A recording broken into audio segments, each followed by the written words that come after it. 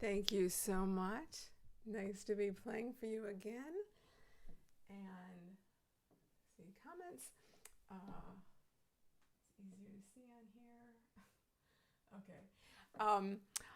That was if you're just joining us, thanks for the hearts. I've missed them. I've missed you, and it's just so nice to be back. If you're just joining us, that was the Bach Sicilienne, written for flute and rearranged for left-hand piano by Paul Wittgenstein, who the Ravel Piano Concerto, one of the biggest works for left hand only, the Ravel Piano Concerto for left hand was written for Paul Wittgenstein, who lost his right arm in World War I, and then he went on to arrange a lot of music, a lot of classical music. He took like Mozart string quartets and flute pieces and other instrumental works and arranged them for left hand only. Thank you for the beautiful comments. So I am going to go into the longest work. I am gotten a little bit known for playing this piece. It's also on my Left Hand Lemonade live album that was recorded during my last Facebook Live concert in November. And this is the Bach Chaconne. So this is written for violin, and then it was arranged for left hand only by Clara Schumann. And the reason Brahms wrote it for Clara Schumann is because she was married to Robert Schumann and was a wonderful composer and pianist and toured a lot. And she had tendinitis in her right hand, so he wrote this. It was a very short tendinitis, and she recovered, but he wrote, while she was resting her right hand, he wrote the Bach Chaconne for her for left hand. It's a big work. It's very demanding. It takes a very large left hand. It's the longest work on the program, so everything else will be shorter. And after this, I will get into music that is written for left hand rather than these are arrangements of other pieces for left hand. And it's so great to see all these familiar names and faces, JC and Alexandra and Elizabeth and my mom and Gil and Adams. After this, I'll tell you other things I've been up to where I've seen Gil and Adam and Elizabeth and a few others quite a bit online. And Gina doesn't want to stay here. She wants to go to her other dog bed. So when you join us, if you're just joining us, this is all about opening your heart, enjoying. I know we've all missed live music. We're getting back to it. I've been to the San Francisco Symphony now twice. Who knows what's happening in coming months? So my passion is to share my music talents with people and dogs, and we'll talk about that too. So for right now, it's people and you and Gina. Good girl. So the Bach Chaconne, arranged for left hand only by Brahms. Go to your bed.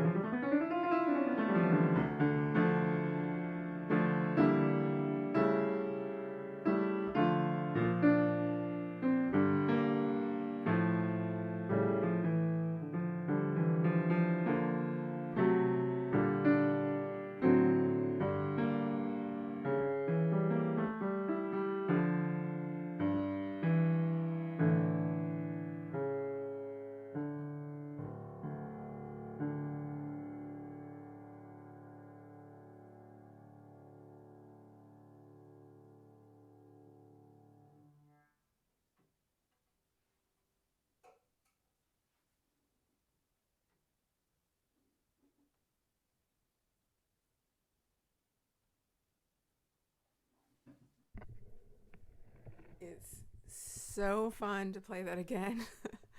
And it's demanding. So thank you so much. For those of you, you're my groupies, the ones who are here live, so you know this, but for anyone listening later or anyone who doesn't know this, the reason I play music for left hand started out differently than the reason I play now. So I had, 4 years ago, had a fall, really bad fractures, 7 fractures in my right hand, needing 4 surgeries over the next few years. And so there was a period of time I couldn't play with my right hand. Now I can, and you're about to hear that. But when I couldn't, and my hand was still in a cast, I started learning music for left hand only. And I tell you, those first months were like my left shoulder ached, it just so unergonomic, my left side of my body hurt, and it was just so differently physically taxing, not just mention emotionally.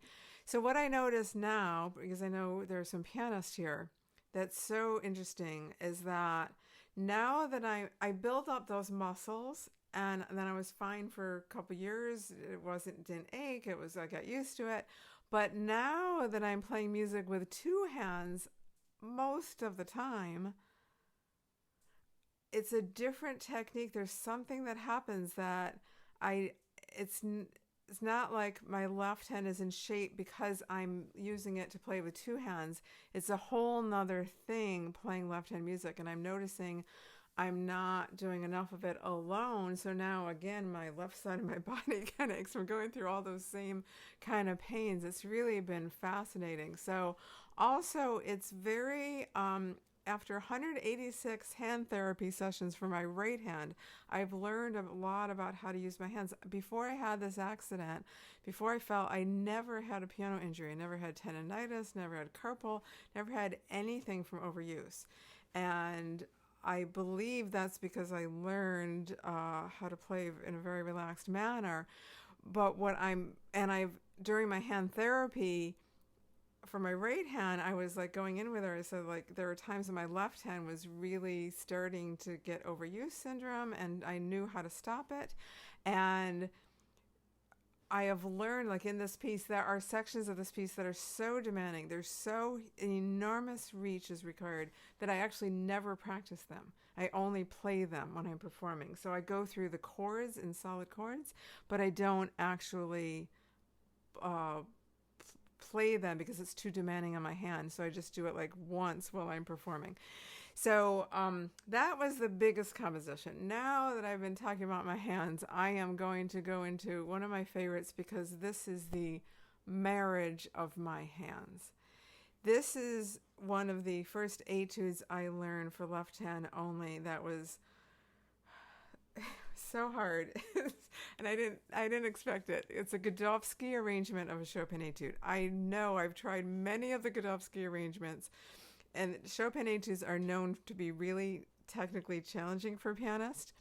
Then you add Godowsky, and they're 10 times harder. He arranged them all into really virtuoso, even more virtuoso. But I thought, well, I learned this for 2 hands when I was 11 years old, so how hard could it be? It's hard. Hopefully it won't sound it. But now I'm calling it the marriage between my hands, because while it's on the album, Left Hand Lemonade, for left hand only, I have the whole thing in its very challenging version. This one is a little easier because I'm starting with my left hand only with a Godowsky, and then I'm going to bring in my right hand because my right hand can play it now. So I'm very grateful for that. So the program is by the way, is listed in the description of the event. And so I'm starting with this etude. Then I'm going into the next one, the Opus 25, number 2, with F minor. And then the Revolutionary, which is a left-hand study, but it's now actually harder for my right hand when I first was able to reach those chords, because so much of my right hand has been about getting extension back. Just being able to play 4-note minor chords is like miraculous. So this is these 3 etudes. I'm just going to change one thing in the lighting here. It's getting a little darker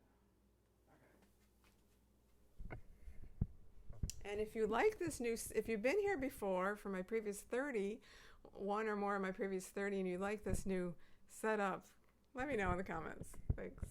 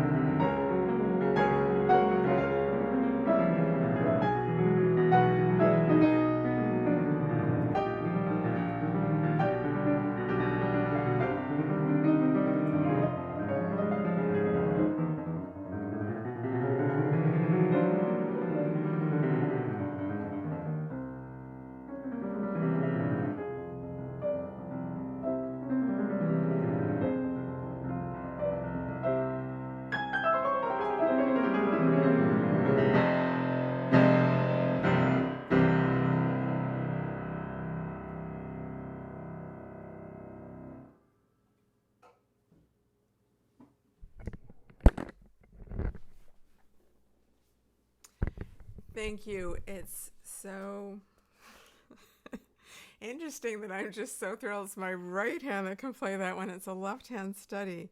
And it's just so fun to be able to play again. Thank you so much for the hearts. And I can't... Linda's here. So I'm... where are my contacts? I can't quite see as well who's here, but I will certainly see all that afterwards. I know we have some pianists here. And thank you for the hearts. Love them. Reminds me of the old days. I have missed this, and I'd love to do more of this. I'll talk about that in a little bit. One of the reasons that I stopped, there are several. There's artificial intelligence challenges. So far, we're good, so it's okay.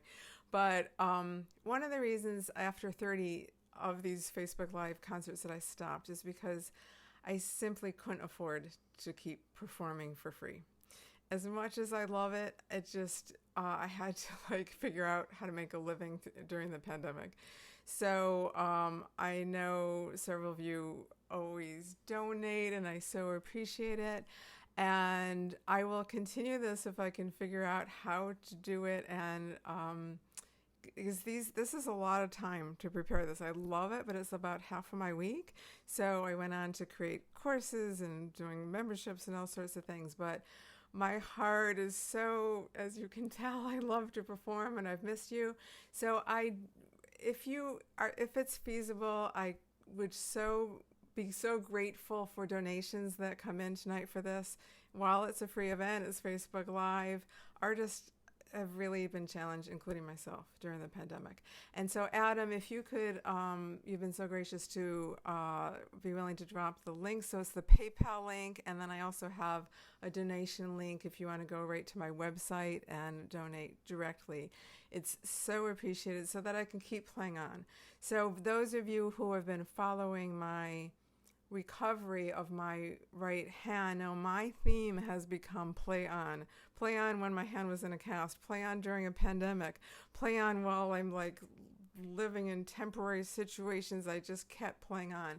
The way for me to keep playing on for you is through your financial contribution, and I so appreciate anything that you can afford for these concerts, because it's just helping the arts go on. It's been interesting watching the different instrumentalists who have been affected during the pandemic. And at first it was the wind players, because when I first went to the symphony when they opened in May for a small orchestra, it was only the string players because it wasn't safe to bring back the wind players because of COVID. Now you have these outdoor concerts, and now I belong to Group Muse and I perform for Group Muse, but there's no, they're doing chamber music outdoors with strings and with wind players. So now it's the pianists that are more affected. I noticed yesterday there's a mobile jazz truck where saxophone players and bass players, and so I love it. They're getting to share their art, but now pianists are kind of the most affected because it's the hardest instrument to have outdoors and perform. So your donations will keep more music going, and thank you so much. I'm so grateful for that. As you can tell, I love to perform and want to be sharing more of this with you. Wanted to update you on a few other things I've been doing. Also, I taught a 6-week course several times called Piano Ninja Tricks. Gil and Adam, and I think Elizabeth is on. We're in that. And I'm turning that into a membership. And Adam, if you could drop that link for the Piano Ninja Tricks. So it's going into a continuous low-cost membership because I want more people in there. I have had the honor now of, after teaching that class, Gil and Adam and Jay, who's not on here now, and Sherry, some local and some in other states, so virtual or in person, they're now coming to me for private lessons, and I'm seeing firsthand the benefits that they're experiencing. The lessons are so fun because they're practicing with all good habits, which is all what Piano Ninja Tricks, I'm calling it Piano Ninja Tricksters, the membership is all about, is increasing your time, your proficiency, and your reducing your time, learning more music in less time with all good practice habits, because it's the bad habits that slow people down. So if you're a pianist or know of someone, it's a new sign up at Piano Ninja Tricks. It goes into a membership that I'm going to be starting very soon. So if you're wanting to be on that wait list, join, and the membership is going to be low cost for founding members. So, and if you're not a pianist, share it with someone who is. That would be great. So now I'm going into music that one of these, this is the Gershwin. So the left hand, this is also extremely challenging left hand music. So this is on the album Left Hand Lemonade Live. And Adam, if you could drop that link to the album. So that's another way of supporting me if you don't already have this album. It's digital and it's hard copy, CD. So this is the Gershwin's, this is The Man I Love, written by Gershwin, but rearranged for left hand only by Earl Wild, who was my teacher at Juilliard. I didn't even know until fairly recently when I was learning left hand music that I guess I had played the two-hand version. I didn't know the first version he wrote, the first arrangement, was for left hand only. So this is harder than it will hopefully sound. And then I'm going to go into my, this is from my mom, Embraceable You, because it's one of her favorites. And I played this for her in person when I was back in Syracuse. I played for her, the residents in her senior home. But the piano wasn't nearly as good as this. It was actually a digital piano. And so this is the two-hand arrangement. And this is where I bring in my theme of my other theme. So it's play on. My two themes that have come out of my hand injury, play on and screw perfect, just make music. I can't reach all these notes that Earl Wild, it's challenging. I can't reach all these notes, so I do what I can, and I've learned to put my heart first and play on. So that puts that together. And the other reason why this piece, Embraceable You, is so heartfelt and meaningful for my mom is because it's one of the last things my dad heard. So my dad is here. This is a painting of my dad. He passed away about 16 years ago. And it's a painting that my mom, who's a wonderfully talented painter, created of him. And they were visiting, this is Filoli Gardens, for those of you in the Bay Area, and he was reading a book, and I'm not sure if it was that trip, it might have been, but they went to hear me. I was playing Rhapsody in Blue with an orchestra out here in the Bay Area, and my encore was Embraceable You. And my mom said that my dad squeezed her hand so hard that it lost circulation. Her hand went to sleep because he was just like so thrilled. And I will tell you, I wouldn't be where I am today as a musician if it weren't for my parents that recognized my talent at a very young age. And it means the world to me. So thank you, Mom. I love you. And The Man I Love for one hand and Embraceable You for two. Tunes by Gershwin and rearranged into Virtuoso Etudes by Earl Wild, my Juilliard professor.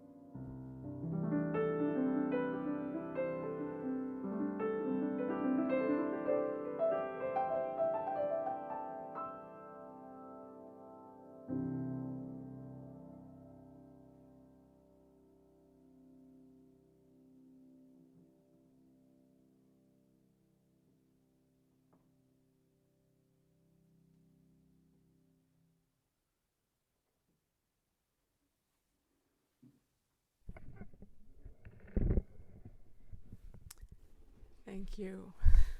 Through the hearts. Oh, my groupies, I've missed this so much. And Aunt Jeannie's here. And I'm sorry if I haven't. I'm going to stand for a second so I can see who else is here. And Art's here. And see if I missed anyone. Sorry for the thumb. And JC. And Erica. And Rodney James. And Alexandra. So great having you here. Another thing, I swear to you, I just thought of this when I was talking about my Piano Ninja Tricks membership. So I've actually, here's how we could continue this. So here's my idea. If I turn this into a membership where I can't perform every Saturday night anymore because I have so many other things going on. But let's say I did one Facebook Live a month and then one, if you've been with me, you know I love to educate about the music. So one Facebook Live and one Zoom where I'm educating you and going into more detail about the program I'm doing. If you would be interested in learning more about classical music and experiencing more classical music in a very low cost member, and you wanted to be a founding member, so let's say the price is really low to start and you get in at that price forever. If I get enough people, I will do that. I've learned how to create memberships. So DM me, send me a message, send me an email, post a comment here, however you want to let me know, because that would be fun. So that would be a way for me to continue this. I've started, I have a Doggone Calm club. So my new album, so Adam, if you could drop this link to, is streaming. And if you have a streaming, you can stream for free on Spotify or it's on Spotify, Amazon Music, Apple Music. It's Doggone Calm. So I think 2020, I think the pandemic, I've created more content in my life than in this last year and a half than I have my entire life before this. So 30 Facebook Live concerts, 36 podcast episodes. My Zen Pet is the name of my other company. It's my new podcast. A Doggone Calm album, that's Volume 1 is already released. Doggone Calm Volume 2 has already been recorded. And I think I have created more content in this period than any other time in my life, and I love it. So I've also learned how to do memberships well, and I'm just absolutely loving our Doggone Calm Club. And if you want details and you have a dog, write a comment or send me a message to let you know. But the whole point is I have learned how to create memberships so it's the right amount of content. It doesn't overwhelm people, and it takes them into results that they want. If you want to learn more about classical music, or you just want to, this is entertainment and you want more of this, that's how I could continue this. So let me know. I'd love to do this. If you've been watching, you know I love to perform. I have hours and hours and hours and hours of music I could share with you. We could do a whole Bach night. We could do a Mozart theme. We could do lots of Chopin themes because I got lots of that. Left-hand music, all American, all female composers. There's just a variety of things. So let me know if you're interested and what you're interested in. And I'll invite you as a founding member so you get in as a really low cost. And so it's feasible for everybody. I am so grateful for you. I can't even tell you. This has brought me so much joy. I love doing it in my home here. That's really my home. This is my things in my home. I'm living here. So other places were temporary and were you weren't seeing my things in the background. These are all mine. And it's a place I call home that I love. 2 blocks from the beach and 2 blocks from a gorgeous park with hiking trails where I take my dog all the time, and it's so great. And those of you who I haven't met, like you, Alexander, who are in San Francisco, let's get together at a time while we still can. We don't know how long that is. So I'll be in touch. We'll arrange that. And I thank you from the bottom of my heart. Thank you for donations, and they're in the program description. And Adam, if you could drop them one more time, there's a PayPal link and there's also a website link if you'd rather donate that way. But everything keeps music alive, keeps music going, and I will respond to all your comments that I will be able to see afterwards. And my mom thinks it's my best performance yet. And I made her cry. She's not objective, but it's okay. Maybe I agree. Because it's been so long. And great. And Alexandra and Ruth will meet up with you in person. And I am going to the opera at the ballpark that's coming up in September. So thank you so much from the bottom of my heart. I am Lisa Spector, and it's so funny on my podcast, I say I'm zenning out because it's my Zen pet. So for this, I'm going to say I'm going to keep playing on with your support. Well, I'm so grateful for. Thank you so much. Have a lovely rest of the weekend.